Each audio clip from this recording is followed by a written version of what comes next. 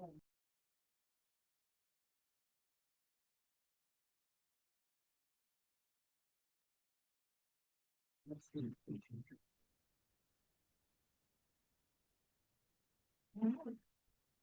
morning, everyone.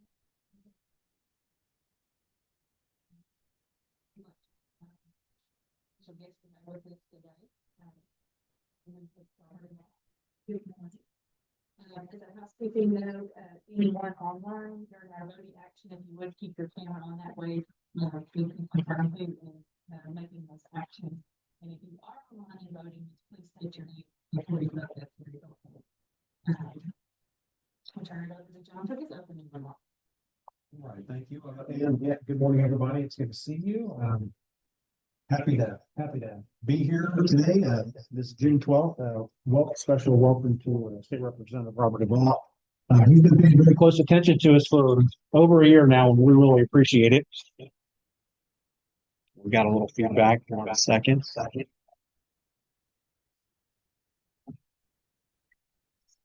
Okay, I'll keep talking.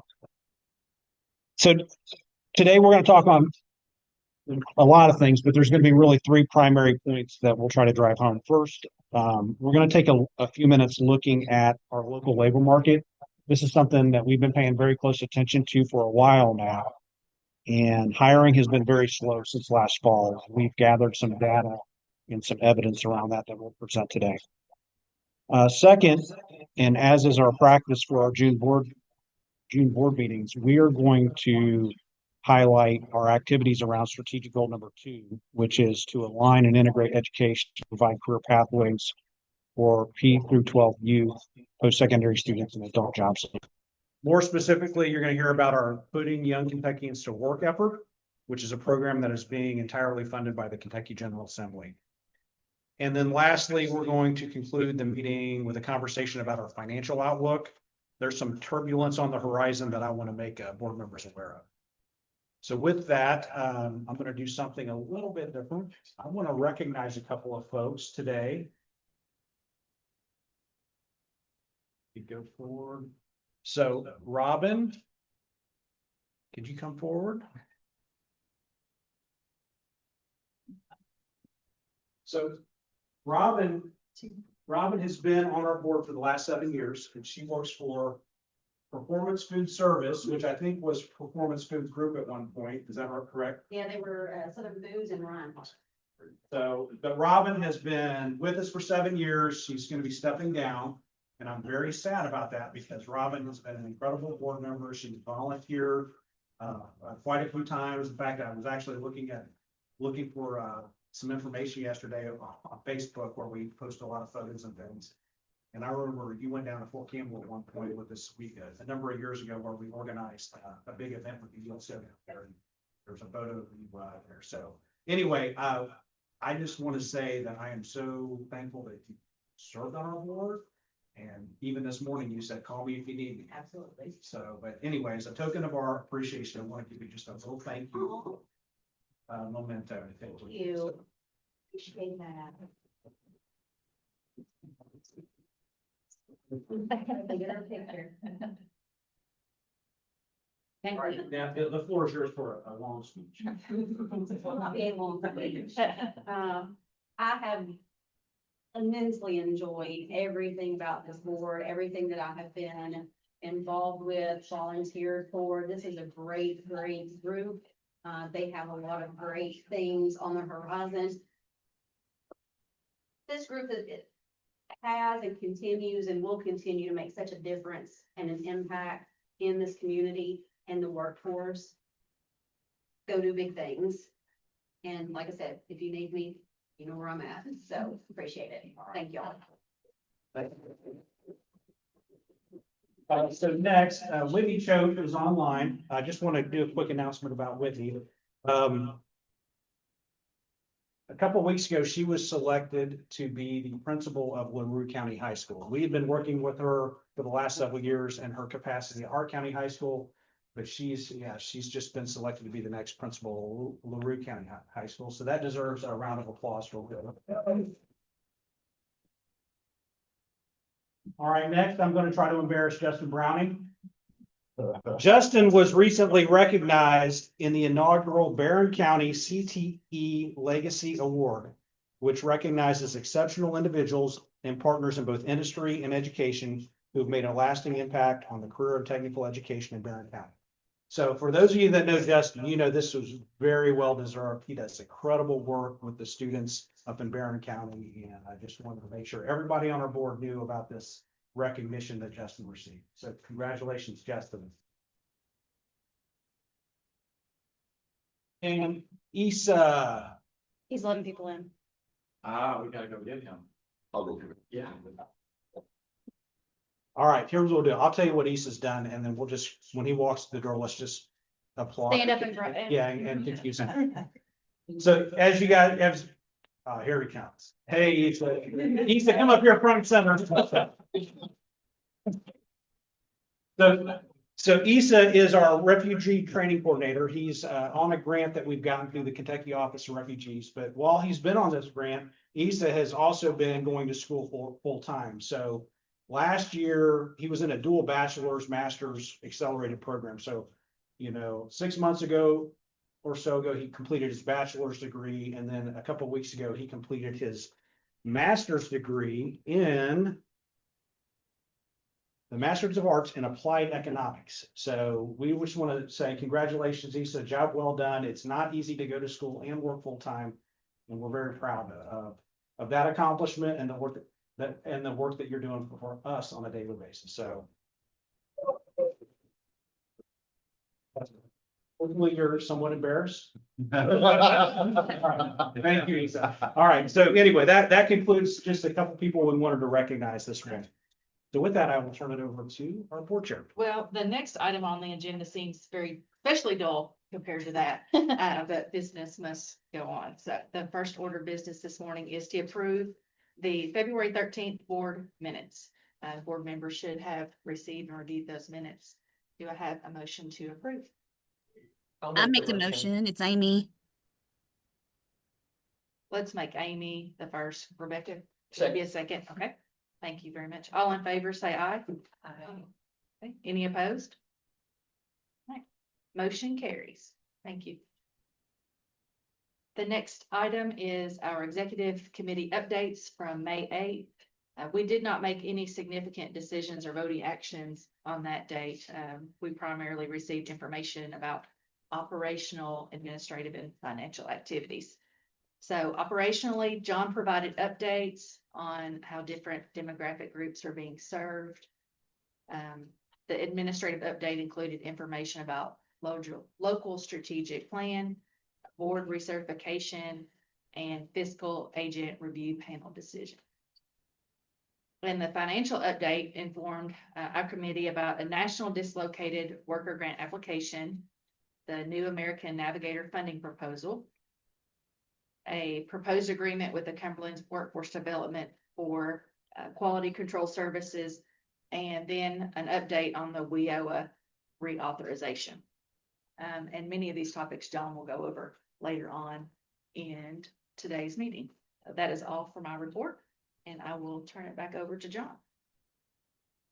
All right, thank you. So the one major action or decision that I would ask for this morning has to do with our one-stop operator contract.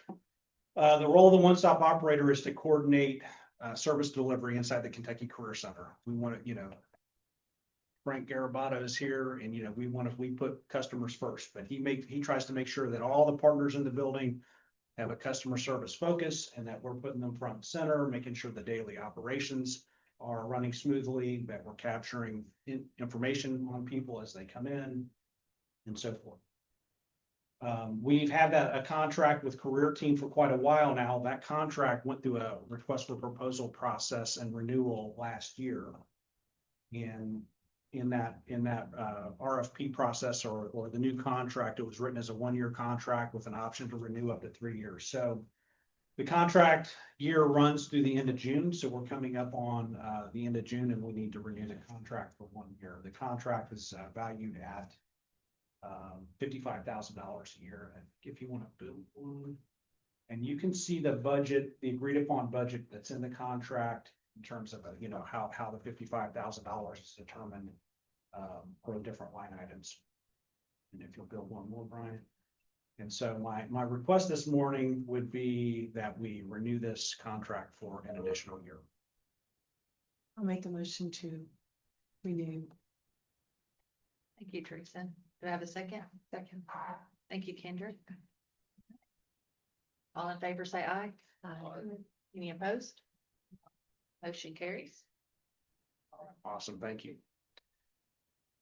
Okay, so, as we've been meeting this year, from the beginning of the year till now, I've been, kind of conveying that we've had an incredibly busy spring and first part of the year, one of the busiest, springs that we've had in a long time, because we've had a lot of different administrative actions and requirements that we've had to fulfill. And so I want to provide an update on a few of those, as we've gotten over the hump on a number of these things. The first is the fiscal agent services contract. We had to go through an RFP process earlier this year. And we went through that process. That process primarily runs through our local elected officials. And so it's the judge executives that make the decision on the fiscal agent services contract. But we went through the proposal process. We went through all the steps that we said we were going to go through in terms of answering questions, posting information on, posting all the answers to questions online. We received 3 bids. A review panel was formed that was comprised of 4 judge executives and a member of our board. And they went through a decision-making process and settled upon National able to, receive this contract again. And so that process took place, and then the new contract was signed on the 23rd of May, and that's in process. So that the new contract year will begin on July 1st, but that we are done with that action. So let's go to the next. Next up is the local and regional strategic plan. This is a very involved process, primarily, kind of Brian led the way on crafting it, the narrative components of it, and Leslie led the way on design of it. We met our timeline with the state, which was that we had to write it, we had to put it out for 30-day public comment, and then we had to have it submitted to the state by April 30th. Right now where we are, we had expected it back and approved already, but we're not quite there. What the state did was they took all 10 workforce boards in the state had to renew their local plan this year. And so what they did at the cabinet level is they took 2 staff persons each and assigned them to independently review each area's plan. So I don't know which 2 people that in the cabinet looked at our plan, but we're supposed to have a meeting with them to get their feedback. And we've been playing phone tag, I think, for the last week and a half, trying to nail down a date where we can hear the feedback of the 2 people that independently reviewed it. I would hope that the feedback is pretty modest and light, and that we can get this thing published and approved by the state as quickly as possible. Okay. And then lastly, one of the requirements that, that's in the law is that workforce boards have to recertify every 4 years. And what that means is that in WIOA, the law says that workforce boards have to have a certain composition. We have to have over 50% of our board has to be made up from business or industry. We have to have a certain percentage that are workforce representatives, that are education representatives, and government representatives. And so we have to, we put together, Deronda did most of this work, put together a list of who all is on our board, and we have to demonstrate that we're meeting the representation requirements. They also look for geographical representation. In our case, we have representatives from all 10 counties. There's out of the business reps, there's got to be at least 2 small business representatives. We also have to have at least 2 labor representatives. So out of our 23-person board, we just have to demonstrate all that, which we did. And we submitted our application in March, and it was approved in mid-May.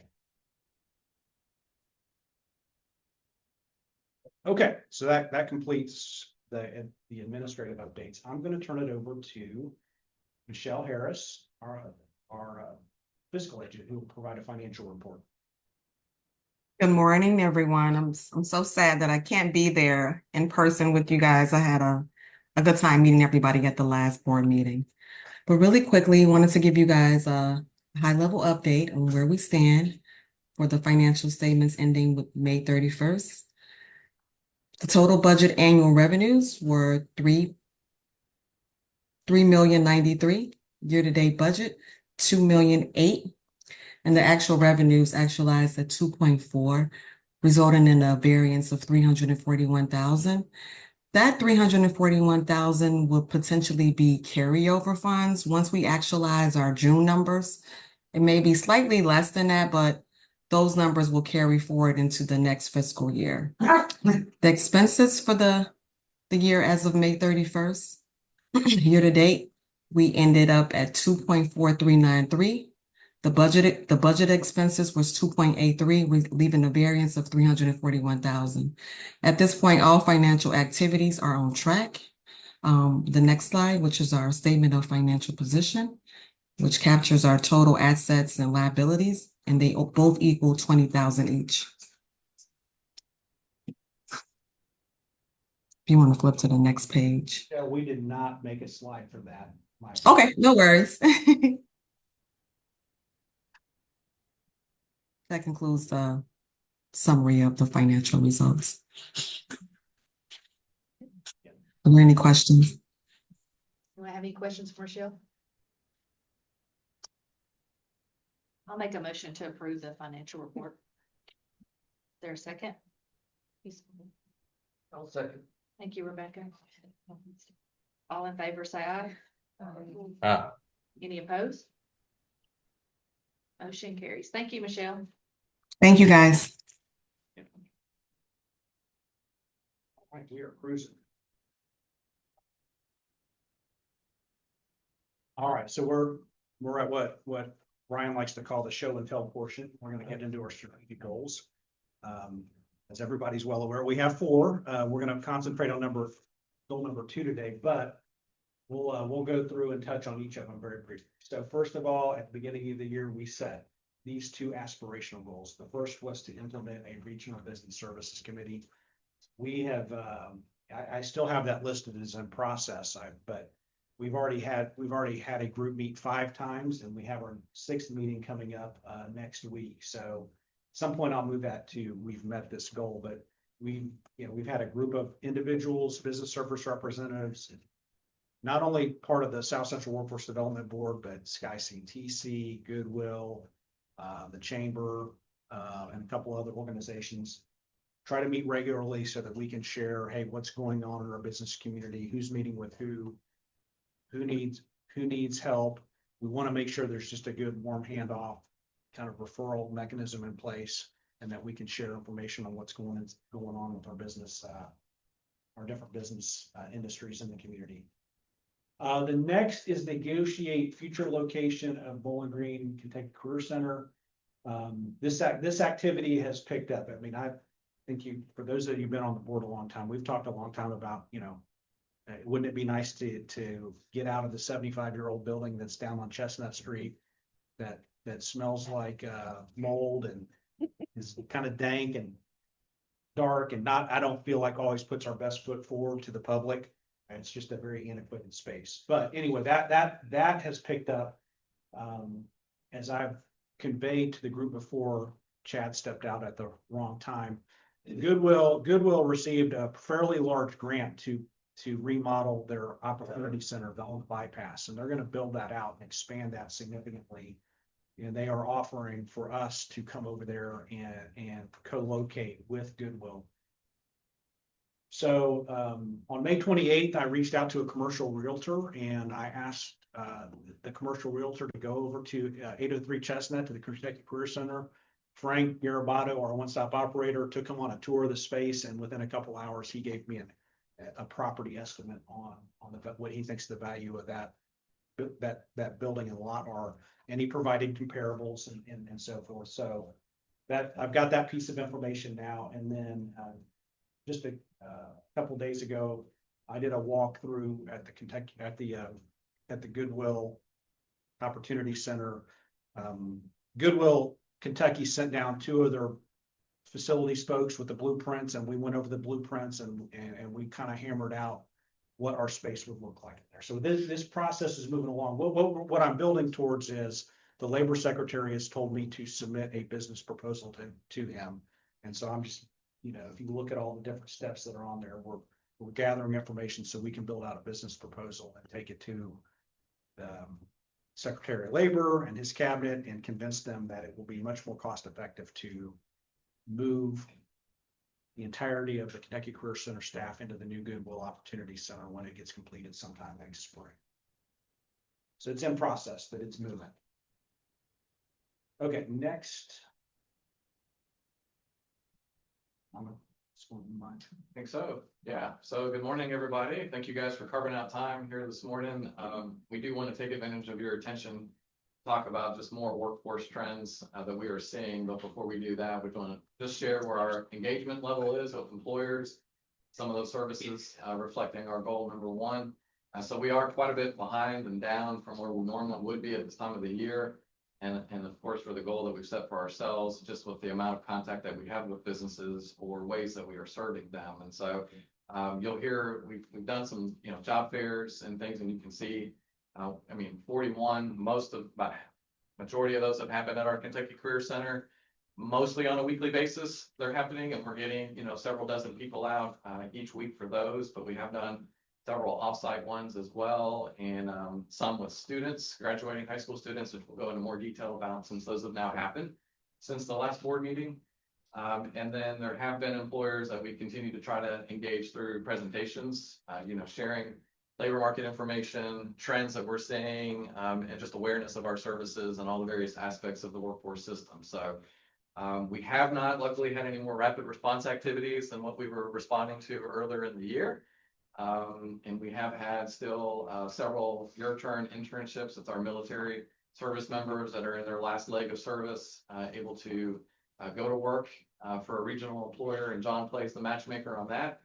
And then just our satisfaction results with employers. So we had implemented a new feedback mechanism, a Google form that we give to employers after we provide services, and they remain very satisfied. So before I get into the topic of what we wanted to talk about with trends, any questions about any of those key performance indicators in the room or online?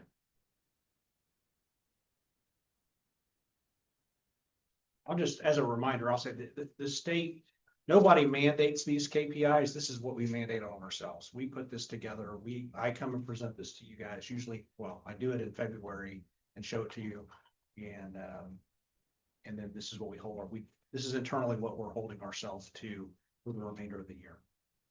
So as far as our, just engagement trends and things that we're seeing, just kind of taking the temperature, in April when we had our meeting, we reported just, headlines of some of the reports of economic uncertainty, what seemed to be less turnout that we were getting. And it's real, but just invites aren't all being received. They're not being acknowledged, or they're being turned down. And we've always had this phenomenon, but we'll sometimes get employers that'll come to our hiring events and then sit there and say, well, we're not hiring. So we just, continue to have kind of those factors going on, but there has been a decrease that we've noticed over the last 6 months. And I'll show you a fresh graphic on that of open jobs in our region. And we also reported we had a way now to, with some coding, validate the web links that were being pulled. So when we say open jobs, just a reminder, there's a system that can just go out there and snatch all the links that are posted on websites and try to tabulate those into one document. And a lot of times those links are not valid, or most times they're very old. They're not necessarily current. So we do have a way to look at with some more detail at jobs in our region. And again, the headlines continue. So, I mean, these are headlines taken from May, just, about the private sector hiring activity happening, and the market remains just distressingly locked with limited hiring and low quits. So that's another thing. It's not just that there's not necessarily new positions. People are not leaving quite like they had been in the last 5 years. And so it's creating that gridlock. Another headline with the May jobs report, not as much as it had been, but unemployment is not being affected. But we've repeatedly reported to this board, unemployment is not the best indicator of health or economic vitality. That's just the people that were working that got separated, but there's tons of people that are still not working. and are not looking for work, and there continues to be people that get discouraged from looking and just drop out. But the number of jobless workers is the highest since 2021. So again, that's the most recent report that just came out June 6th. So here in the last week. John did a Google search, and if you just ask Google, are jobs harder to find right now? You find all these kind of headlines. So this is not hard to find this kind of information. What's interesting is if you ask Gemini or one of these AI programs that loads with search results, it said, yes, many job seekers are finding it more difficult. And then it will put, just the decreased job openings, the slowdown in hiring, layoffs that are happening, market recorrection, competition, and then you're always going to find articles about AI's impact. I don't know that we can put a good barometer on that in our region with what AI right now is doing. I mean, I would turn it back to the floor for you guys to do the hiring, but we're not hearing that that's, competing against, entry-level jobs. But I seem to see more headlines that say in the tech industry, that's what it's interrupting more, somebody that might have beginning level tech skills that can now be achieved through AI. So again, just kind of, taking the temperature with headlines to show more local data. These are some of the companies that we know have laid people off, and we do not know at what scale. We don't have visibility of this, and the state does not either, as far as getting notice on the front end, but we know. Because of people that have come to the Career Center, people are getting separation letters from these places. We're hearing ugly rumors that it's 30 a week at Purdue and that almost half the workforce at Fruhoff, but we've not been able to validate that. Those are just rumors at this point, but it seems to be pretty indiscriminately. It is based on, reality of situations going on in these companies. Android is a place here in town. I don't, again, know the scale, but with talking with Bernetta Douglas, our Career Development Office Center Manager at the Kentucky Career Center. She said these are the people that are coming in and filing for unemployment insurance claims that they're seeing quite a bit of. And they're saying people from GM too, but that's kind of par for the course that they'll regularly see GM fluctuate throughout the year. But these are some of the ones that don't normally lay people off. And in fact, we were finding out Fruhoff planning to grow exponentially, like 5 times bigger than what they were at the beginning of the year. And we had gotten several dozen people hired there. And now they're taking that turn in the opposite direction, unfortunately, and just they held out as long as they could. But unfortunately, with Purdue and Fruhoff, these people found out the day of. They were not given notice. We were not able to provide any services or get a list of people or course correct. So we're just hoping that if they come into the Career Center, that we can reach out to them and connect them to services. So that's just one reality going on with local companies. Again, with this system called Jobs EQ, where we can pull, again, not necessarily jobs, but job posts. And so we use that as, one factor, but the blue line indicates 2025. The gray line behind it is 2024. I showed you guys a chart just like this in April, and the chart now looks different than it did in April. Something about the system, it went and added more jobs back in, but you can still see it's on a downward trajectory, starting at what had been, but close to the end of the year, over 7,000 jobs to us, seeing just a little over 4,000. Adding a little bit more context to that, new jobs that are going on in our Brad region. So this might be a little hard to see here in the room, but less than 300 is definitely the trim. In some weeks it's dropping below 150, and that's happened here in the last week. So if you look at jobs that are posted in our 10-county region, that's just the amount of new jobs that are hitting. So even out of the 4,000, that shows you how many are somewhat current. And my analysis, the average is only about 30% of that number of 4,000 have come online in the past month. So about 70% on average are holding longer than a month that are out there. Some industries, it's 80% of their posts have been out there for, many, many, many months and don't really change. And it somewhat makes sense. We talked about this last time. Lowe's is always going to need an associate. Red Lobster is always going to need a cook, but some job ads just hang. And this is the frustration that our job seekers see is, I'm not getting callbacks. I don't know what's going on. We don't know if these are all ghost jobs that are out there, or if there's just always a recurring need. It's probably a mix of both. But our analysis is just an observation. We can't really know for sure what these companies are doing, or if they don't have an IT department to take jobs off the internet. And they just like to keep posting jobs on Indeed and paying for that and giving some false hope. But again, that's what we're seeing, with just the environment. I want to pause before we talk about a job fair that we just did this week, but any feedback, any observations, anything even from employer representatives that we have that, corroborates this? I think there's definitely some slowing. We definitely are, slower to hire than we were, and our turnover is probably more stable or less. As far as observations of job openings, I think there's some data that's been shared locally that's staying with that 7,000 number. So I'll be interested in seeing your data and how you do it. Yeah. We use the same platform. But we take that 7,000 and then we start to really analyze that number. I think it's probably accurate. I'm just saying, I'd like to see a little more just out of personal interest. Okay, we're happy to show you. Thank you, Teresa. Anybody else? Yes. Go ahead. I was just gonna say, it's Kelly and from Carpenter in Russellville. We haven't had a lot of job openings, in the past quarter or so, but we did have 2 openings come up about a month ago. And what I noticed from that was we had about 4 times the amount of applicants that we normally have on a position. So seeing that difference means that there's a lot of people out looking, and it kind of blew me away whenever they started pouring in. Yeah. So. Well, that's it.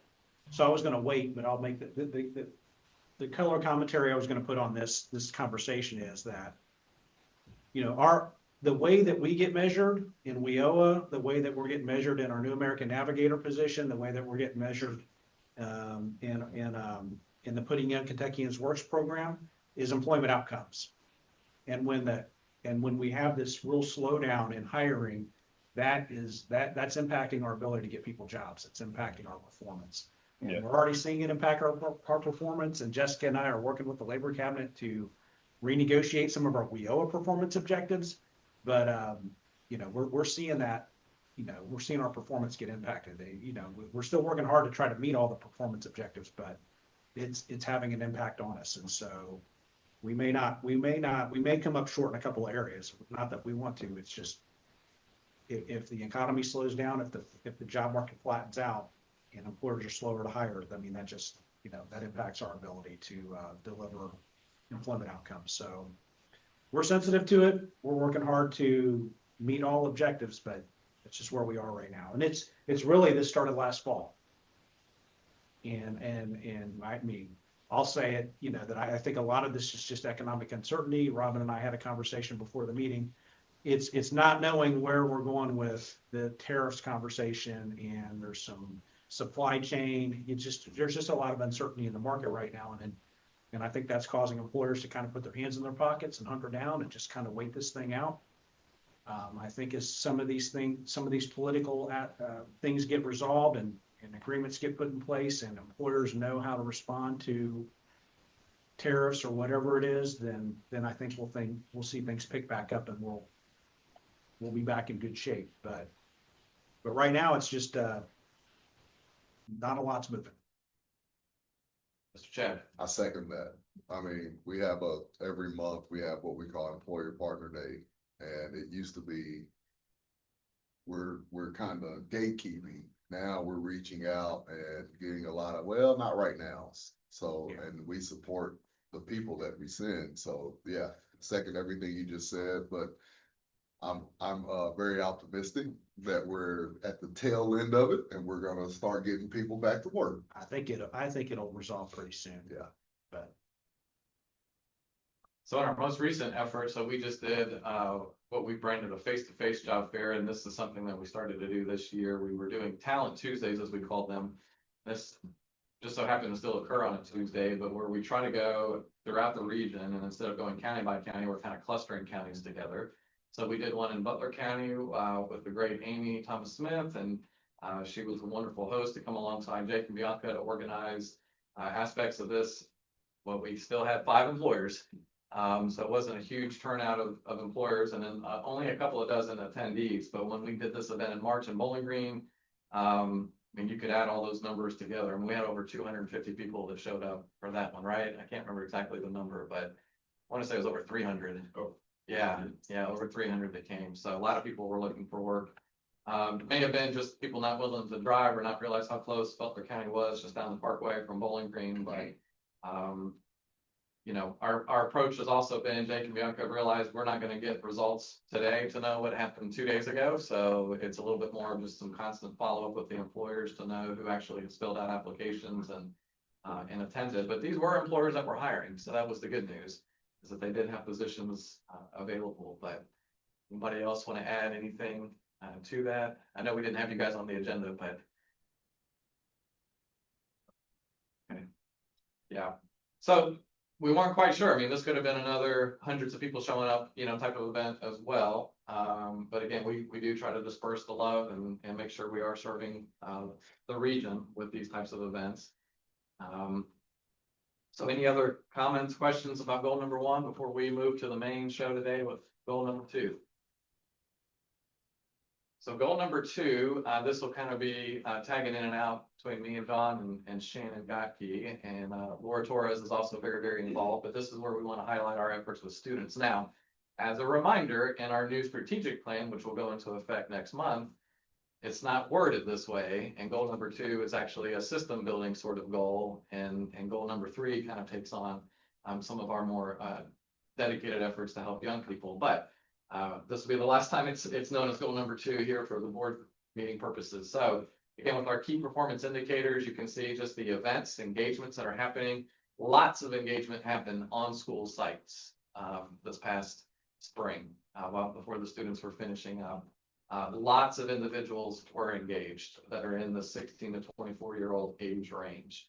And then we are getting now hundreds of people enrolled in the program. So we've had a dramatic increase. Lots of hard work and effort has gone in on Shannon and Laura's end and with the help of our partners to really better understand this program and how they're providing assistance. And so we probably have more than 433 referrals to job seekers, but we know that there's that many interviews that have happened at some of the events that happened for seniors. So we know a lot of connections have happened.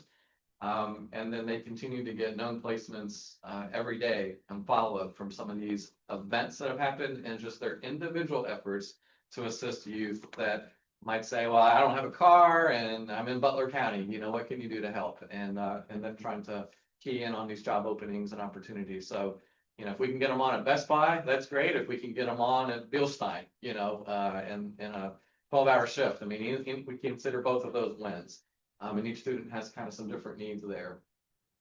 With our Ready Set Hire event, there at the bottom, we did want to try to have about 6 or more schools participate. We had 7 scheduled, 6 showed up at the event.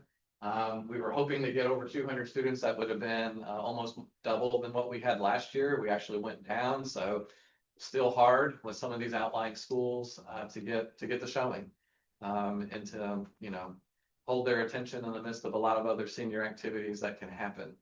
And I think, and you know, I know Whitney chimes in on this too, but a lot of it is just getting that decision out of that student. You know, are you going to college? Do you want to work? Do you want to know about job opportunities? And then, with enough notice that they can plan a field trip around that and know who's getting on the bus. And then we also have a boot camp, which we'll just give a quick highlight on here in a minute with some pictures, but our goal was to serve 15 youth through that, and we've got 13 year to date. So we'll get into more of the specifics that have happened with our updates. So again, just a quick snapshot. There's been a ton of work. But this is some of the system building efforts. And so I'll let John talk about this and how we get to where we can help hundreds of youth. Yeah, so a few years ago, we had Matt Bacon, who is now our executive director of career team. Before he was in that role, he was in a role with the board in a role very similar to this, engaging secondary and post-secondary students. And he was on a grant at that time, and it was a 2-year grant. And year 1 was just tough sledding.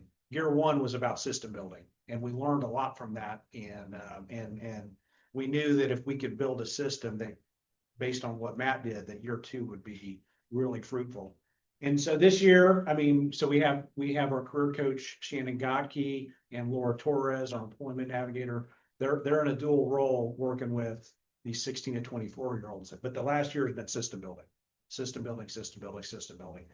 And what that means is getting in and becoming known and trusted partners at our high schools so that those educators can kind of let us know which students need the most help, which ones are going to the workforce, who needs that personal assistance, who needs connected to an employer. And you just don't walk in and get that done. It takes a lot of engagement and building trust and delivering on promises. It's been meeting with a lot of different nonprofit agencies that serve youth, foster organizations, libraries, post-secondary institutions. There's an employer aspect, making sure that we've got relationships with employers that are willing to hire, people coming, young people that don't have a lot of work experience. It's building partnerships and working closely with our Ranger and Employment Services, Brittany Hippler, who's, guess what? We have a lot of people under the age of 24 in our detention centers, and we need to identify them. And as they're coming out, make sure they have an employment opportunity. We're going to talk about the texting platform and how that's really benefited this effort. And then lastly, the Kentucky Career Center, and just making sure that as people in this age group come through the Kentucky Career Center, whether they're seeing the career development office staff or career team staff, that they're being handed off to our folks, and then we're getting them co-enrolled and getting them served. So that's been kind of a major kind of underlying thing that's gone on. Because if you do this right, the results will come. And that's what happened when Matt was in this role. We had tremendous results in year 2, but it's because the first year was all about building all the relationships and building out the system. And now we're turning over some new rocks. So I've got a thing there in the purple box about engaging some additional and alternative schools for the first time. So we've had meetings with both the Warren County and the Bowling Green City Schools alternative directors, and they're like, oh my gosh, we need this. We need some people to come in and talk to our youth, or we need some that can help them with resumes, or the alternative programs can have a schedule where the kids don't have to wait till May to finish. So there's some behavior-based, interventional based. I think that's what a lot of us think of. We all know our local schools that we came out of, alternative schools, where when they fought the principal in the hallway, they got sent there type of schools. And there is an element of that, but there's also ones that just don't learn as well and are struggling in the traditional school environment with, let's say, 30 other students in the classroom, and they need more individualized assistance. And some of those can get access to online programs and learn from anywhere really. But those programs have really taken off and were happening even well before COVID. But when that happens, a lot of those students are able to finish. When they're done, when they complete that module and that class, they're done. So they might be sitting in October with a high school diploma.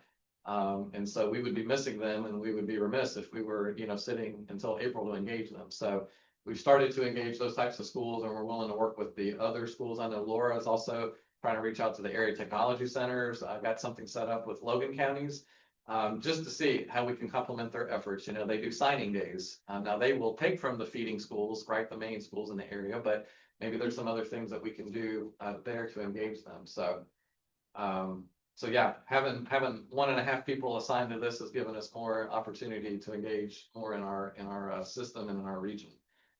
To talk about an event, so we were talking in the last couple of board meetings that we were preparing for this event. This is our second year doing it. We call it Ready, Set, Hire.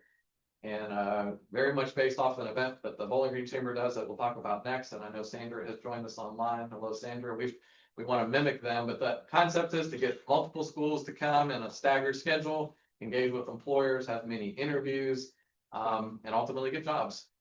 And so from our turnout, what happened, again, 86 students, we did get some people from the public.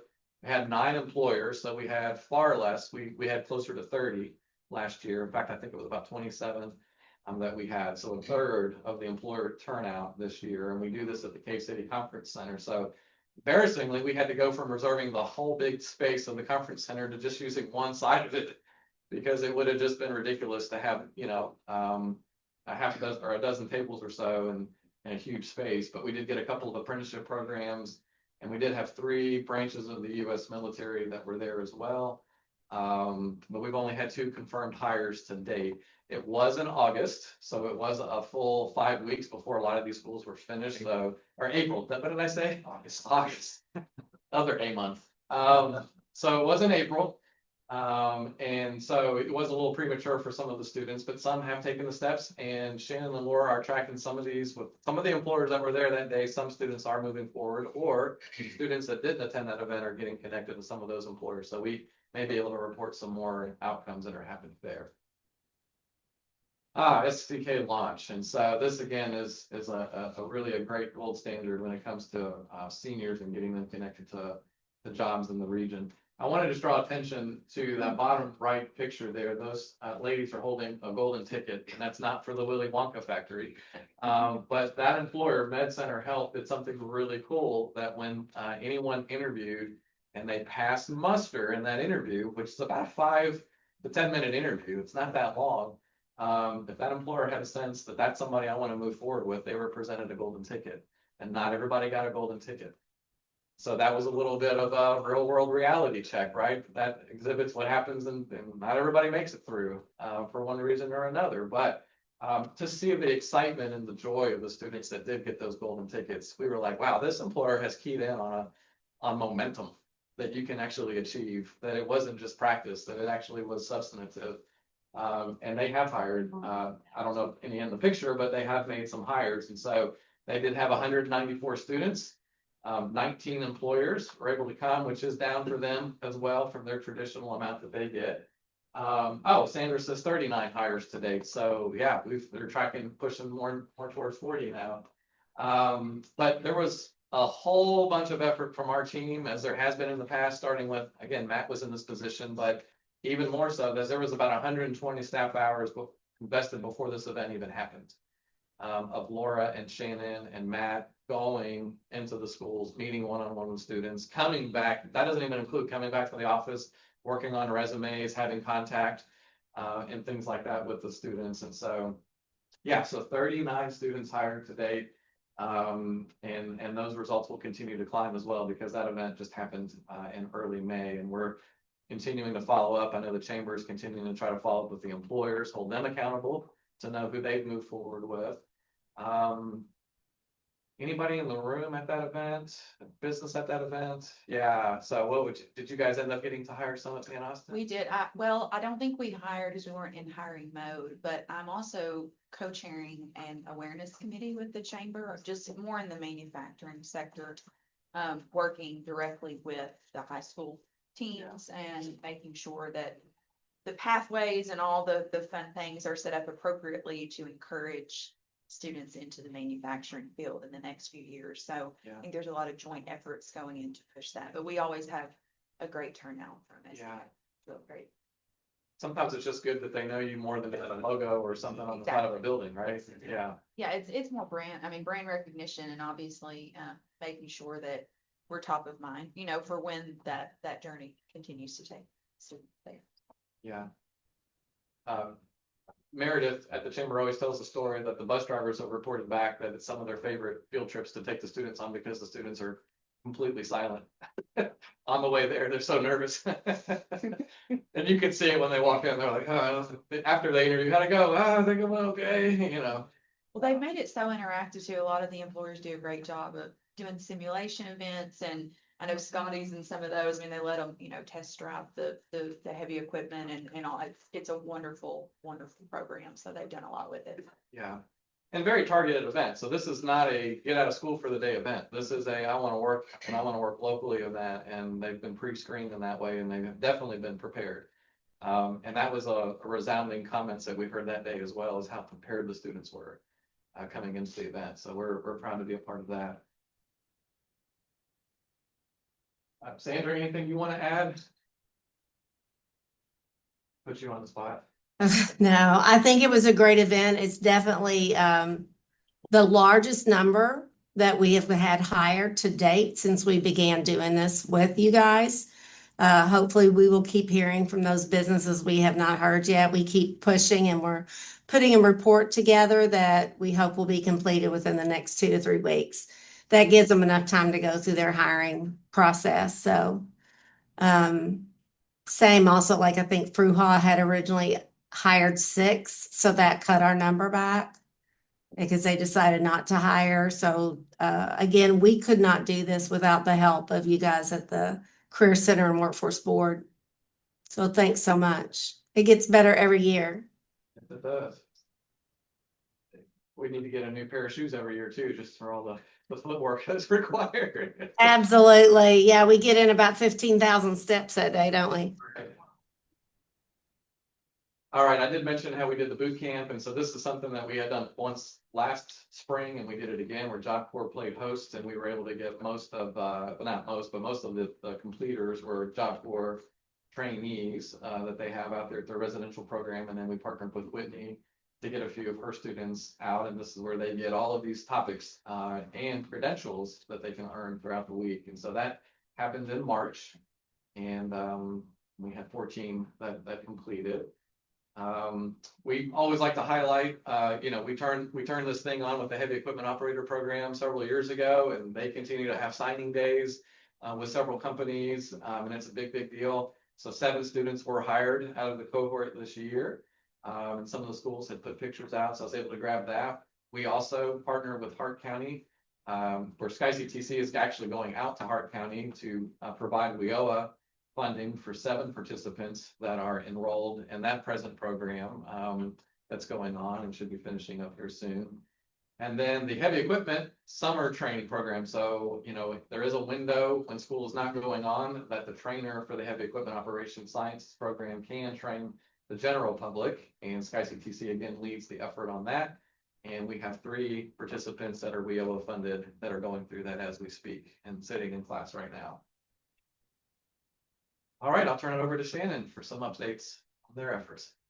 Okay, so first of all, my title is Youth Career Coach. My subtitle is Texting with Teens, and that is largely due to our texting platform that we have obtained just for this purpose. We kind of spread its usage out with the new Americans, and we're trying to utilize it in as many ways as possible. But as you can see here, the Text Us platform, we have 1,021 total conversations, 2,894 messages sent, and that many received. And as of this morning, it was at 24%. It fluctuates about every Yeah, day. engagement, right. We've also sent out, I think this year, 26 campaigns, which is kind of a text blast, and that accounts for some of those messages. We use that to follow up with Ready, Set, Hire, and we also followed up with all of the youth that were enrolled or registered for SCK launch.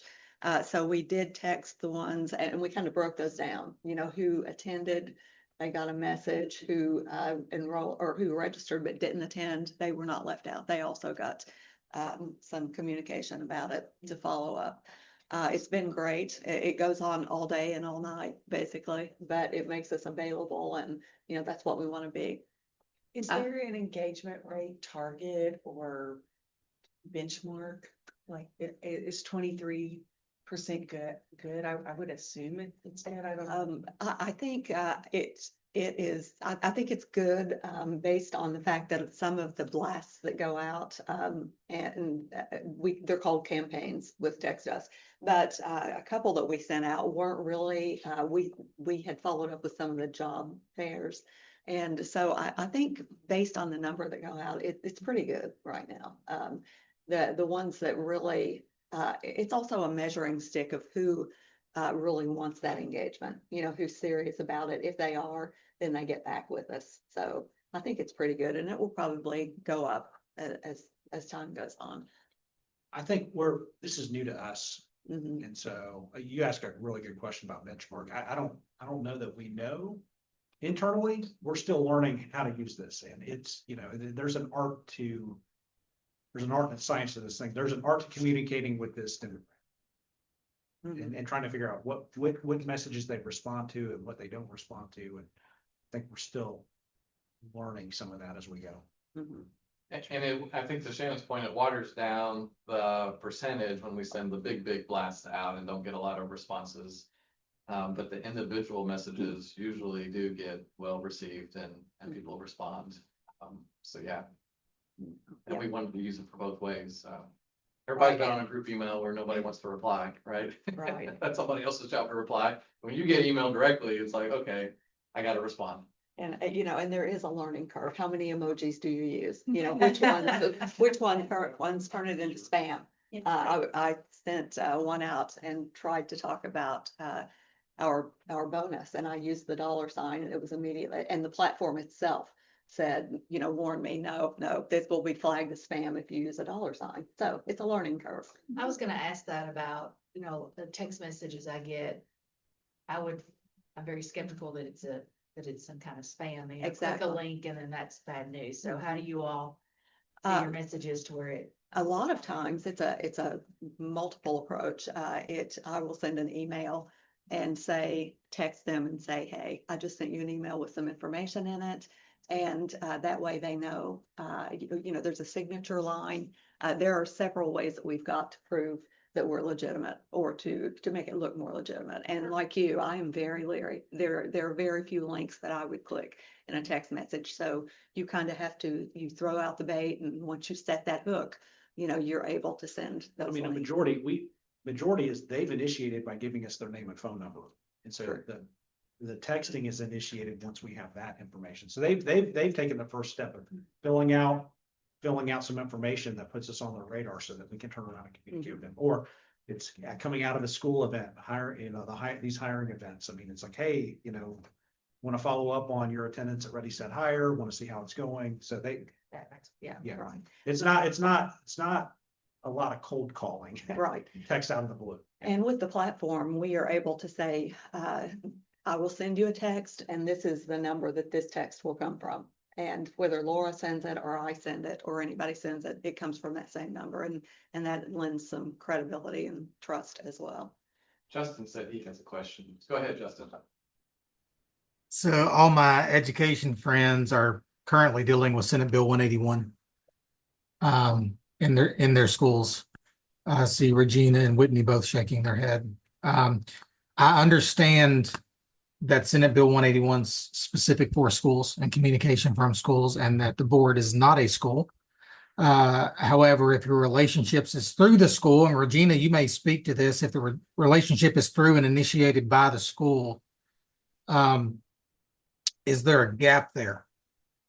So if you're talking about the workforce board texting students, even if they voluntarily sign up for it without any kind of waiver or consent, is that something that we need to consider and think about moving forward? Even though texting is 99% open rate or engagement rate as opposed to social media. So I don't know. This is me thinking out loud.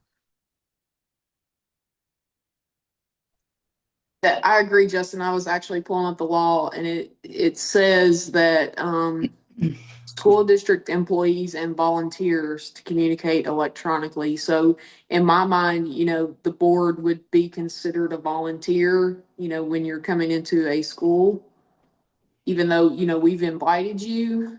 I think it's something that we definitely need to look at, and it says that it has to be a traceable communication system. Well, we're traceable, and we're open book. Yeah.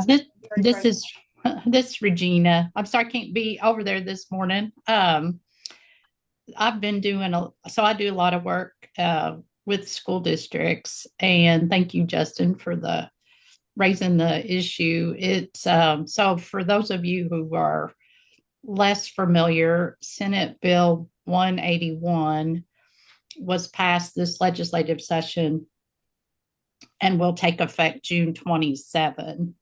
And it requires school districts to identify a traceable communication system that will allow the school district and provide to parents the ability to see any electronic communication between school district employees, volunteers, and students. So if a teacher or a volunteer is communicating electronically with the student, which electronic communication is not defined in the statute, but it could be read broadly enough to even mean a phone call, then that communication has to be traceable, meaning you have to be able to see that the communication was made and actually see the content of the communication.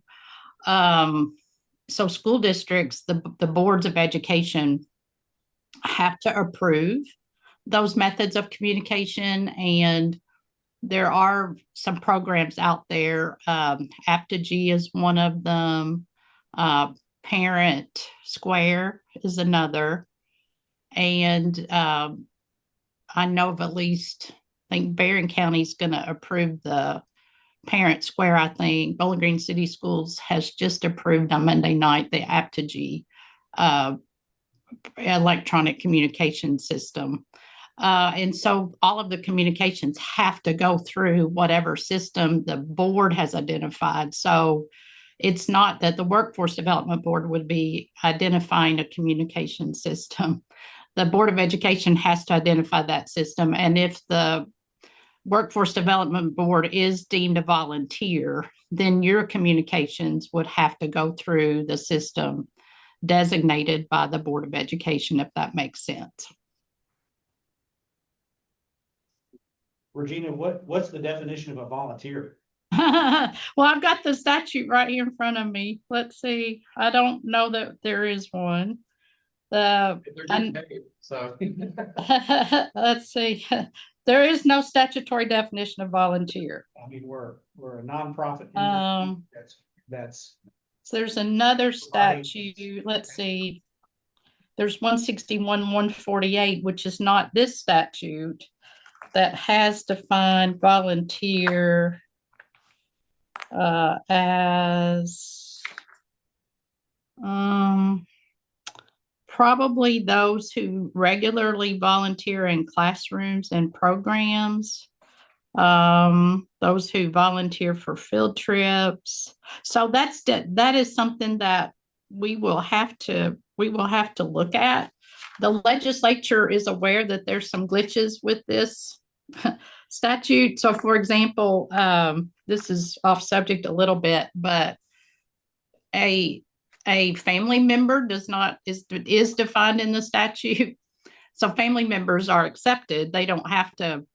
You can communicate if you're an employee of a school district and you have a child attending school. So you don't have to use the school district's identified communication system to communicate with your own child, but step parent was omitted from the definition of family member. So, I mean, there are some issues that the legislature is aware of, and there's already discussion of some correction that will be made or clarification that will be made next year, but we're going to have to live with this for the next year. So that's definitely something we need to take a look at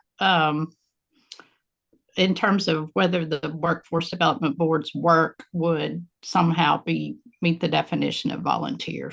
And we've got Tori here with WKU. I mean, are you guys following this too, or do you see impact? That's what I was just thinking. I don't think this will impact WKU, or at least I haven't heard.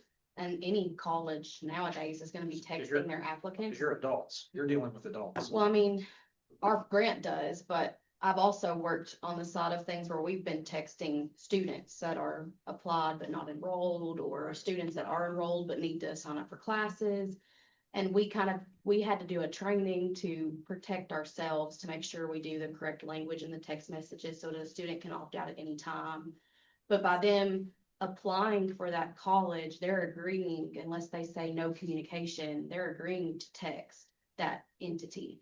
And I think you all would fall under that same category. I don't have any documentation to back that up, but they're applying for this. It's a service that an outside entity is providing, just like a college. I think they would be protected in that way, and they could opt out if they wanted to. Yeah, I'll just add here that there is a parent consent form that allows a parent to consent to communications by employees and volunteers outside of the traceable communication system. But it's going to be a lot of work to keep up with all those. That it has to be I've seen it, there's a written consent form that has already been generated by the Kentucky School Boards Association. It's one consent per event or child or teacher and volunteer, so there can't be some sort of mass consent. So anyway, there is a form for parents to consent to allow a communication outside of the school district's designated system. And we very well could be getting in the weeds on it just because of the term volunteer. And of course, I don't know, I'm not in the legislator head, but they could be meaning like volunteer coaches. No, for sure they are meaning that. You know what I'm That is saying? for But sure. absolutely. But when you read it, are we talking all volunteers and meaning anyone that comes into the school? Yeah. I wish we had been given a definition. We don't have one. Definition. We're gonna have to look outside of think this also- particular statute for other definitions of volunteer. So Well, I'll be so I do have the definition here in the legislation. I was looking at it. It says school district employee or volunteer means a school administrator, classified or certified employee of a school district, school volunteer, non-faculty coach or assistant coach, student teacher, or sponsor of an extracurricular activity or program. Yeah, the problem with that is there's no definition of volunteer. I mean, it's included in the definition of, I guess, it kind of circular there. Yeah. Well, Regina, we'll have to work with you. We want to figure this out as quickly as possible because this demographic communicates by text. Yeah. Oh, yeah. And we would not even be at a 23% engagement rate without it. We would be at probably less than 3% engagement rate. That's going to be very And- challenging. And for us, across our 10 counties, 16 different high schools, if everybody's taking a different definition of volunteer, I mean, it could really just put barriers up to us providing, trying to identify these graduating seniors so that as soon as they graduate and become adults, we can get them into the workforce and kind of meet the intent that the Kentucky General Assembly gave us, which is to get them to work. Yeah, and so much of what we do requires that immediacy, to be able to say, hey, there's an opening here, can you apply right now? And that's how a lot of our placements happen. Yeah. Is that access to the job seeker. We'll figure it out. I've got a couple ideas. Justin has apologized in the group chat for being troubled, so. I mean, my goal was we're 2 weeks away from this being implemented, put into effect at local districts, and districts are trying to figure that out, and schools are trying to figure it out. And if schools and teachers and administrators are hearing about text conversations that's happening between an entity that's involved in the school in some capacity and their students, there's going to be a red flag. We're going to call Regina and saying, Regina, what do we do? So that'll be the way that happens. And we're still 2 weeks out. Okay, well, you can probably tell by the way that I started to talk that I look at the last page of the book before I look at the first page of the book, since I started at the bottom corner. So the last slide you saw mentioned our incentive bonus that we've rolled out. That is twofold. That is to encourage the youth to build a good work ethic, to try to avoid that job hopping syndrome. And it's also for employers. Because, obviously studies show that if you can keep them for 90 days, you can most likely keep them for a year. And that's a benefit for employers. But what this is when a student enrolls in our program and they are placed in a job while enrolled, we will pay them a retention bonus after 90 days on the job. $250 for a part-time job, $500 for a full-time job. When we talk about this, those, you know, the dollars catch the attention of the youth. The incentive part, the work ethic part, that catches the attention of the teachers, the parents, the, you know, the employers. So, we think it's a win-win. And as the sign says up here, we've got 324 individuals enrolled right now. That goes up every day. It's actually a little bit higher today than it was. And that is increasing at a more rapid rate all the time. All right, and we have some storytelling now. Okay, so here you see two very different individuals. Abram Clover here on the left. I think it's fair to say that I've done thousands of resumes over my career. And I've done resumes of kids who have never worked. We can get something. I've done resumes of women who have been stay-at-home moms for the last 20 years. I can do that. Abram was the first one that ever stumped me. When I sat down to have a conversation with him,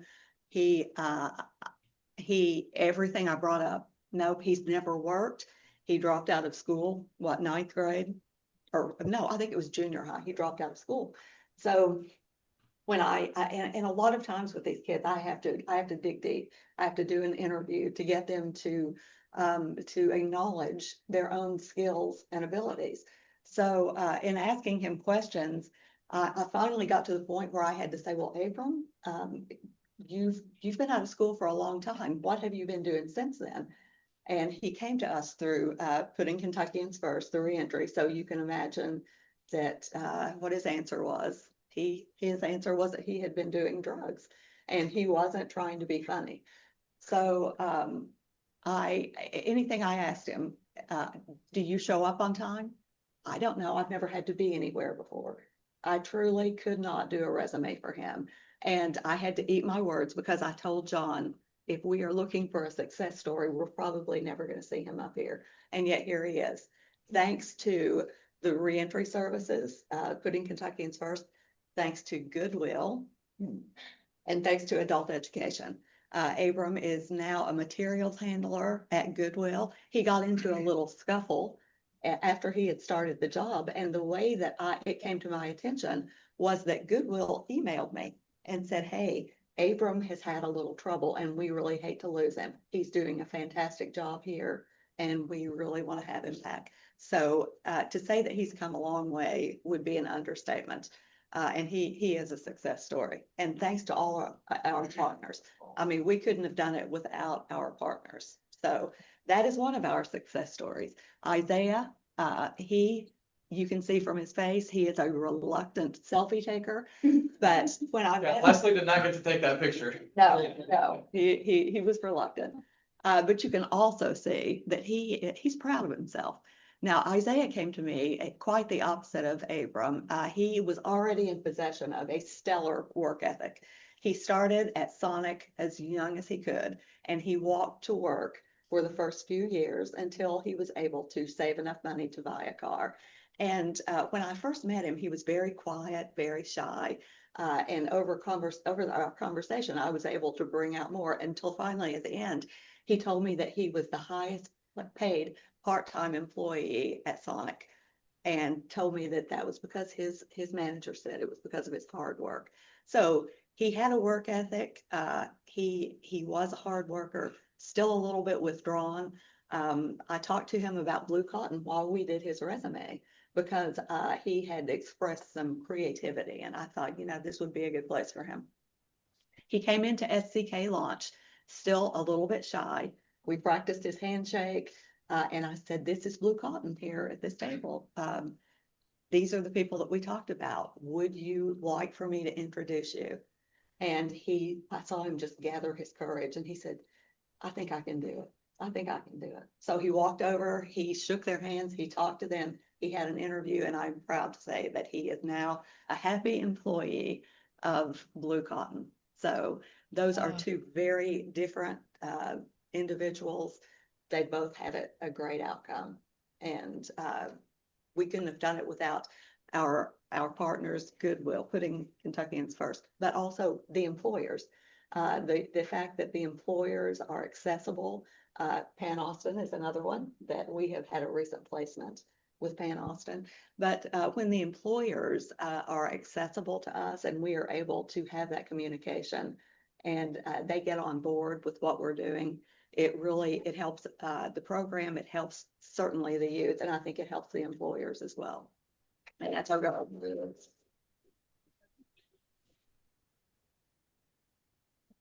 All right, more stories to come, right? Yeah.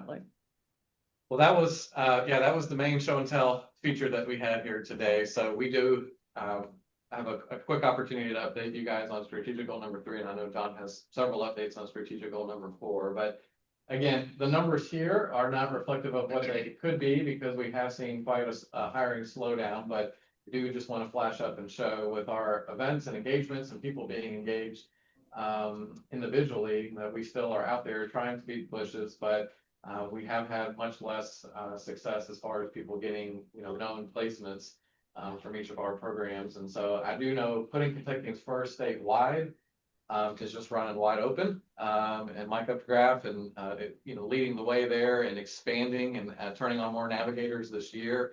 But they're very much proving their efficacy at, the people that raise their hand and say, I'm open for a job, it's hovering about 75%, right? Success, sometimes higher, that are getting positive employment outcomes. And I know Brittany's taken a very hands-on approach. So these will be more featured in our next board meeting with strategic goal number 3 and some storytelling that we'll do with those.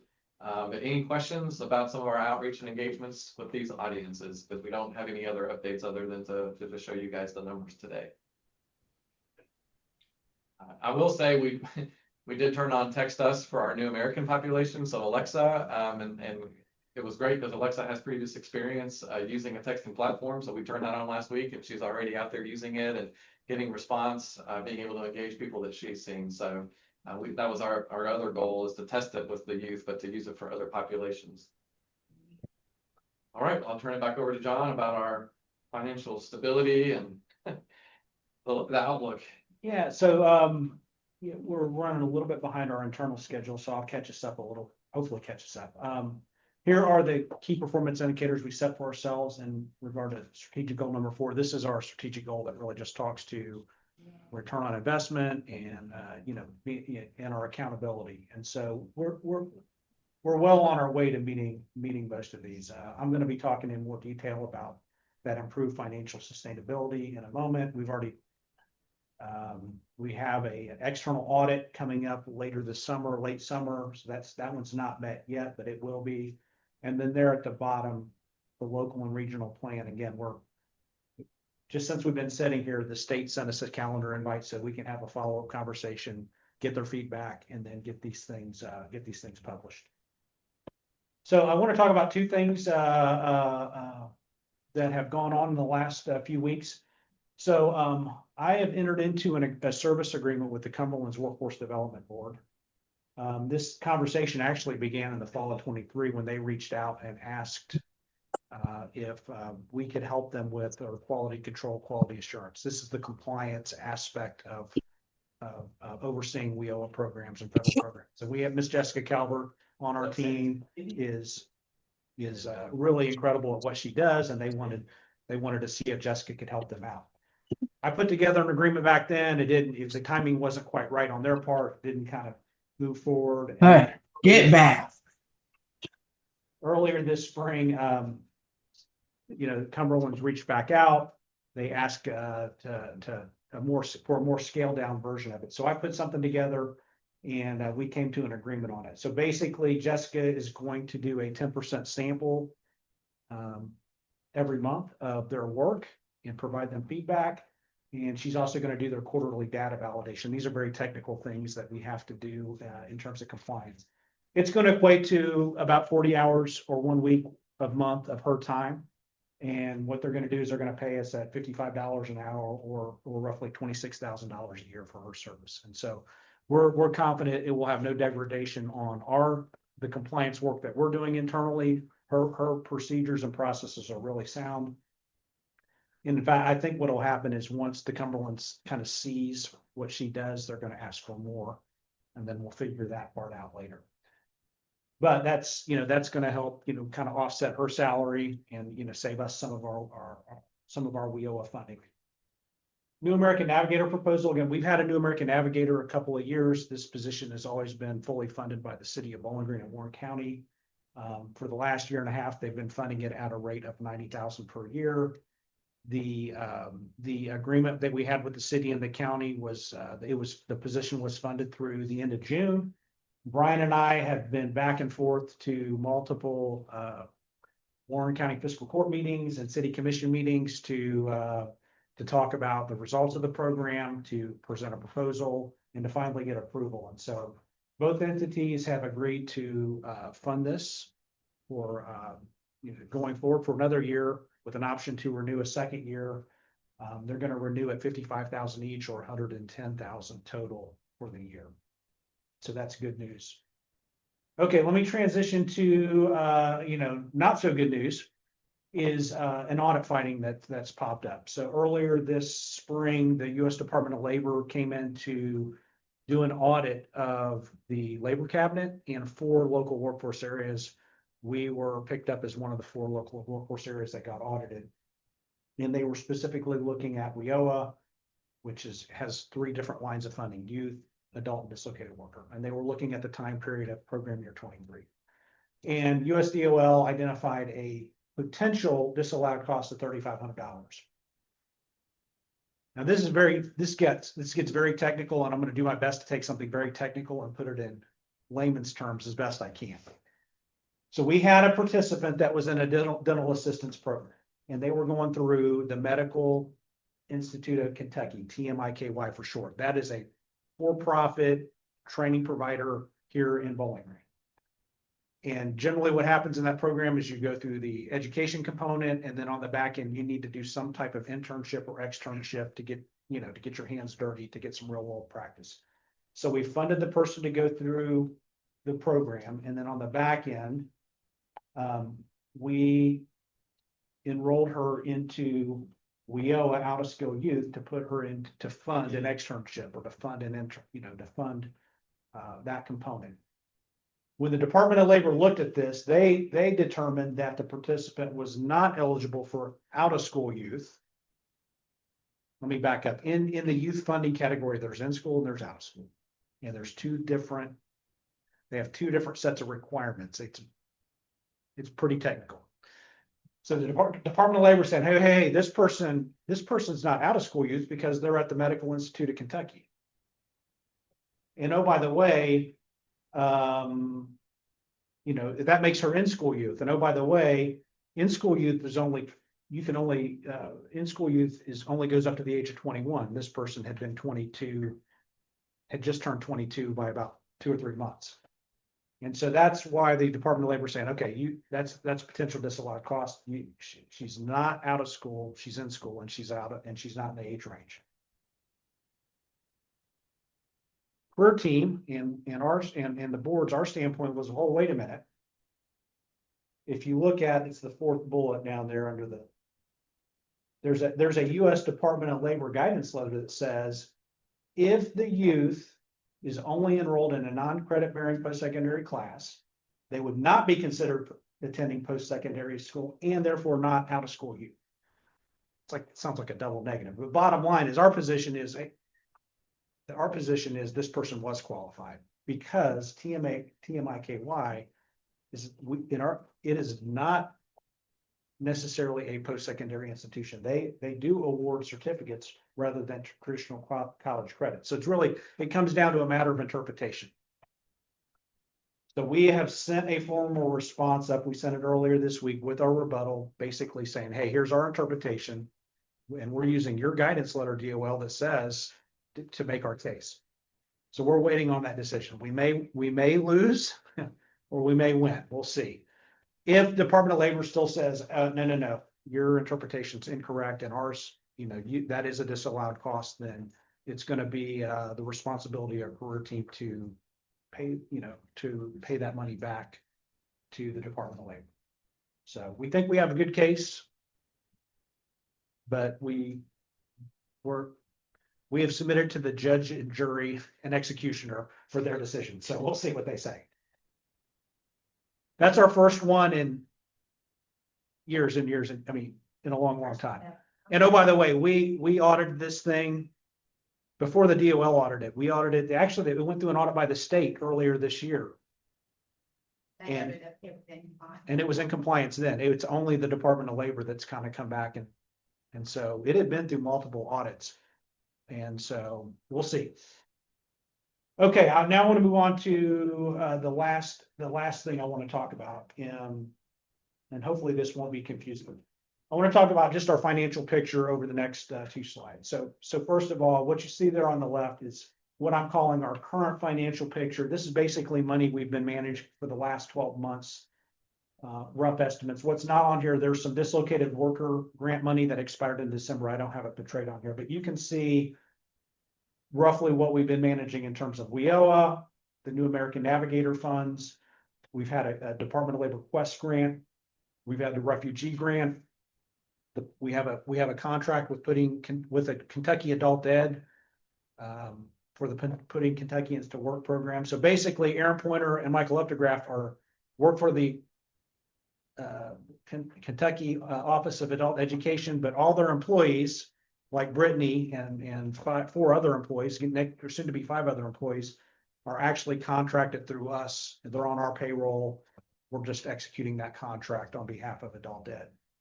And then we've got a service agreement with My Workforce Future, and then we've had an electric vehicle battery grant that's going to be expiring at the end of this month. Let's go forward one. Okay, projected planning. So this is where things are, I need to bring to your attention. So normally by now, we know what we're going to be getting for the next program year in WIOA. That money is supposed to turn on July 1st. We don't know. This is a complicated issue. So WIOA, the Workforce Opportunity Investment Act, it's an act that was passed by Congress in 2014. It was supposed to have a lifespan of 6 years. It was supposed to expire in 2020. But then COVID happened and Congress basically said, okay, it kept renewing it. But now it's reached the point where it can no longer be renewed. So there actually needs to be a new law passed.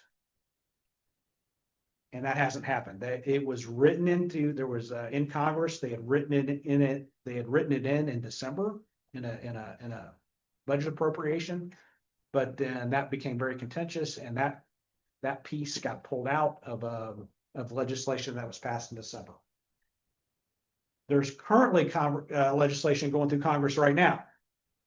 It's gone through the House and now it's with the Senate, but all that spending, that bill that's going through right now has to do with non-discretionary spending, which is Social Security, Medicare, defense spending, these things that are mandated by law. So there is no workforce development written into the legislation that's in Congress right now. Supposedly, the next bill that goes through Congress will deal with discretionary spending, which is where workforce development falls. And so that should happen maybe later this summer. I hope so. But right now, we don't have any idea what this is going to look. We don't have any idea what this is going to look like. And so we're hearing everything from a potential 10% to 30% reduction in federal funding. WIOA says you must get at least 90% of what you got the previous year. That's what WIOA says, but again, WIOA is just about history. So I don't know. It's just a very fuzzy, unclear picture. That's the bad news. The good news is all the other things underneath it, or potential things underneath it. So again, I've talked about Warren County and City of Bowling Green renewing the New American. We're seeing a slight increase there. The US DOL Crest grant, that expires in another year. We still have about $200,000 of that to spend. The Kentucky Office of Refugee grant was supposed to expire in this September, but we just found out a couple of days ago that there's an opportunity to extend that grant an additional year. Brian's going to be in a meeting next week. We have to renegotiate how much that'll be. We think it'll probably be somewhere between 100 and 150,000. There's another year of the Kentucky Adult Ed putting Kentucky's first contract. Earlier this year, I increased my Workforce Future service agreement from 18 to 30K. I've talked about the Regional Quality Control Coordinator agreement that we just signed a couple weeks ago. And then lastly, there at the bottom, over the last 12 months, there's been at least 6 FEMA disaster declarations across the state of Kentucky. 3 of those disaster declarations impacted either all 10 of our counties in South Central Kentucky or some number. So the state has submitted an overall $10 million National Dislocated Worker Grant application to the Department of Labor. They've collected up all the data from all the workforce areas and looked at all the different counties that have been impacted. If this gets approved, then South Central should get around $1 million, maybe as much as 1.1 million. That would be spread out over a 3-year period. So it on an annual basis, we'd be managing 330 to 340,000 if this comes through. This has been submitted for a while now, and again, there's been 6 disaster declarations. I don't know why the Department of Labor hasn't, approved this yet. I don't know what's taken so long. It's fully justified, but hopefully, fingers crossed, that'll come through. Let's go forward a slide. Okay, so all that said, I think, our budget for PY25, I think it's going to land somewhere between 2 million and 2.8. That really, it'll just depend on it. What happens with WIOA, what happens with this National Dislocated Worker Grant, and then how much we negotiate in terms of the Kentucky Office of Refugee Grant, what that extension looks like. So that's a little bit down. We've been a little over 3 million this last year.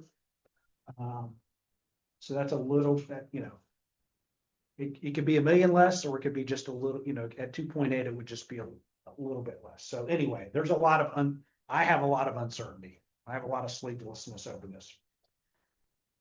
But I mean, I will say there's a lot of this that we've been very aggressive. We kind of knew this might happen, and we've been very aggressive the last couple of years. So in terms of what we've done the last few months, I mean, Michelle mentioned when she gave the financial update, I mean, what the number looks like today is we might have as much as 341,000 of carryover, which is money, PY24 money that carries forward into the new year.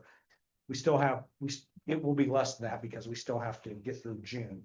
But it's taken us a couple of years to get to this point where we could have enough money to carry over into a new year. When I first took over, we were spending 100% of our money in the first 12 months, and it's 2-year money. And so now we've been able to manage our way out of that so that we have carryover months. So at a minimum, we should have plenty of money to carry us through the summer. Should, Congress take a long time to get a new bill passed and, the money to trickle down. Earlier this year, we put some caps on what our healthcare expense would be. Again, the New American Navigator, we've increased that funding by 20,000. The agreement with Cumberland's is bringing in another 26,000. The National Dislocated Worker Grant is out there. That'll be a godsend if we get it. And the last thing there is I've also applied. We've been banking with U.S. Bank since inception, and we're in the process of applying for a line of credit. If we get ourselves into a situation later this summer where we feel like we're out of money, we want to have a line of credit in place to help us carry through if we need it. So that's not all the way across the finish line, but it's something that it's been in process for the last few weeks. Next steps is there on the right. I mean, I don't know what's going to happen with WIOA, but when we know, then we'll react. Worst case scenario is there's going to be a really steep budget reduction, and that's going to have to cause me to look at how to react to that. I mean, okay, other things. I mean, pursue relocation to Kentucky Career Center. I talked a little bit about the Opportunity Center. I mean, I think there may be an opportunity if we make that happen. That right now I have to pay rent for Career Team to be in the Kentucky Career Center. I'm paying almost $50,000 a year. I think we can I think we can save at least $25,000 a year, if not more, by making the move to the Kentucky Career Center. Let me jump to. Okay. So State Representative Duvall is left. I mean, we have this youth funding through the Kentucky General Assembly. That is through June of 26. There are a lot of people working really hard to make sure that funding gets put into the next round the next biennial budget that the General Assembly passes. So we're working hard to get the results, to prove that this is a good investment by the General Assembly, to keep that, to keep that funding in place. Michael's here. Michael and I have talked, Aaron and I have talked, the putting Kentuckians to Work program. I mean, it is doing really, really well. And I obviously want to keep a hold of this contract. Contracts in place through the summer of 26, through June of 26. I actually, hopefully I can get this contract again when we roll around this time next year. And then, something I'm looking at, we've had a great relationship with Western at the space we rent across the street. Western is re-looking at what they're doing with that space. There's some activities going on there. I've had a meeting with, the guy that we have the lease agreement with, and he's basically said, John, your lease agreement is good through May of 2026. And he said, after that, I can't guarantee what Western will do. Which is fair. I mean, we're not in any hurry to go anywhere, but I am willing to look around and see if there's other office space that's cheaper, more affordable, whether we lease it or buy it or something else. I mean, I want to keep all cards on the table and say that is something that we're starting to. John, how many staff do you have in the building? We need office space for 8 to 10. And I think we need somewhere between 2,000 to 2,500 minimum. We're going to want a small conference room plus some office spaces and some parking lot. We have to have the ability to host some folks. So anyway, it's to me, I mean, if the budget's tightening up all across the federal government, every federal agency is dealing with budget cuts. The belt's tightening. It's going to tighten for us. It's just a matter of how tight does it get. Is it 1 notch or is it 4 notches on the belt? I mean, I don't know, but we're going to keep all cards on the table so that we can. This organization does really good work. We have a lot of momentum. We had a great reputation in Frankfurt and across the state for the things that we're doing. We're being very innovative. I don't want to lose any of that. I don't want to lose any momentum. I don't want to lose any staff capability. But I also can't. I mean, I can't control what the money picture is going to look like. So, but we spent the last 3 or 4 years trying to get away from, 3 or 4 years ago, we were solely funded by WIOA. That was it. It's all these other funding sources that are going to help us out as we hit this turbulent period. That's going to help, kind of help us bridge the gap and buy us time until we can figure out what the federal funding looks like. Okay, that's a wrap for me. I've gone a little bit longer than I wanted to. Any comments, complaints, gripes, praise? I want to jump back to the alternative schools conversation because I visit Lighthouse and Day Treatment about twice a month. And I will tell you guys, so I've started taking our mission integration manager with me to talk to them about open jobs that we have in store. And we've probably gotten maybe 3, but my ultimate goal is to get to their parents. But a lot of those young people in the alternative school and day treatment, it is what it is. But the alternative school Lighthouse, some of those kids just want to graduate early. So that stigma that goes with Job Corps kind of follows with Lighthouse as well. Don't believe in it because those counselors over there and those teachers are really connecting with these students and bringing in people like us to talk to them about breaking that cycle. So if you're interested, I'm going to connect Shannon with Clay Smalley, who does day treatment. Love him. And the counselors that I worked with at Lighthouse to get them to be part of SCK Launch and what we're doing, what you're doing as the career coach, because there is some untapped talent over there. Just like the reentry services that we do at the detention centers. Let's start looking at some of those kids because like John said, they're graduating kids every month.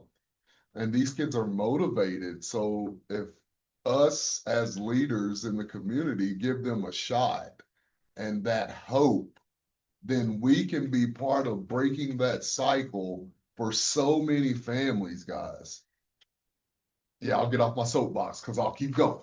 But yeah, really think about going into Lighthouse day treatment and talking about your employment or your services, because there's some low-hanging fruit of really talented young people in those institutions.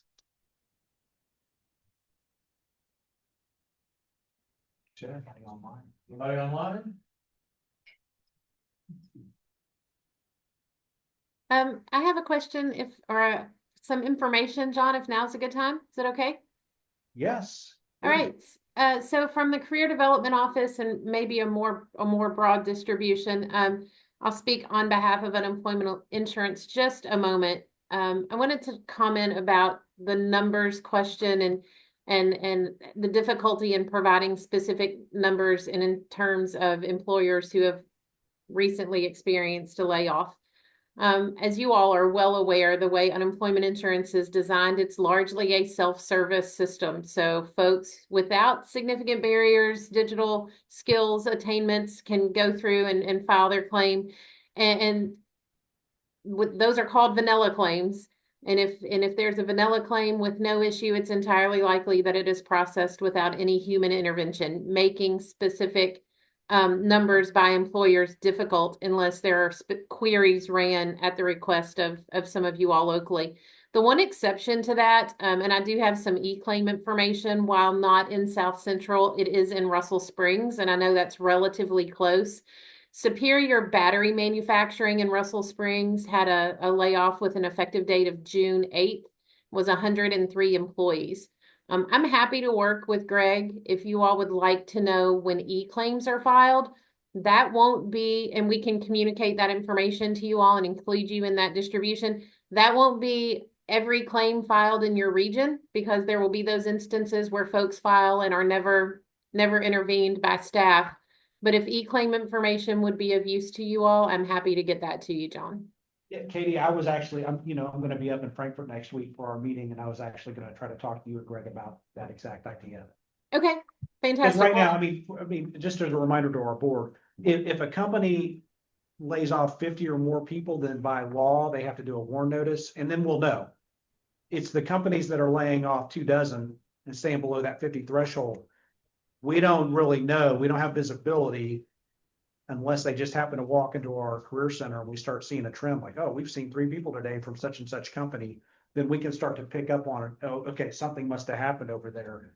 And now we're trying to call them or backtrack and get, pry that information out. But I like the idea, the e-claim piece. Not every company does that, but I mean, that would be a good start for us. And it's readily available. There are numbers thresholds required by statute that when an employer can utilize e-claims.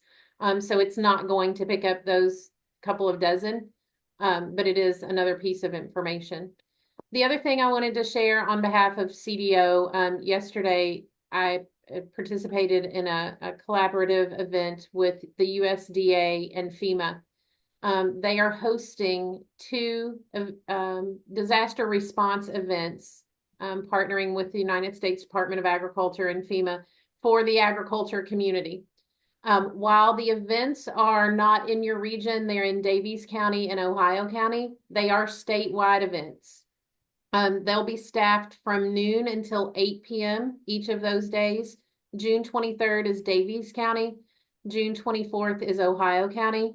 There were over 50 agriculture stakeholders. The Department of Agriculture was also a big advocate for this event as well. So helping those in the agriculture community in disaster response. So I believe Greg is going to participate in terms of disaster unemployment. I'm going to be there with our foreign labor certification program. So all of the programmatic information and all of the partners, I'm sure the USDA and FEMA will promote, but those events will be going on in your region. And they wanted to express to all that even though they are in Ohio and Daviess County, they are for all producers throughout the state. So if there are agriculture workers or agriculture employers in your area who have suffered any sort of setback because of disaster, weather-related events, there will be resources available those 2 days. Katie, is there anybody gonna send out promotional material that we could share? So the first meeting was yesterday, and I anticipate all of the outreach materials coming from the USDA and or the Department of Agriculture. When I'm in receipt of anything official, I'll certainly pass it on. Appreciate it. Thank you. Yes, sir. Thank you.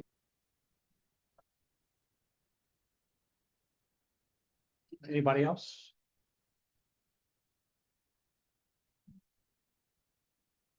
We appreciate everybody sticking with us. That's great. All right, thank you all so much for attending today. Our next meeting is scheduled for August 14th. And if there's no further business, we are now adjourned. Everyone have a great day.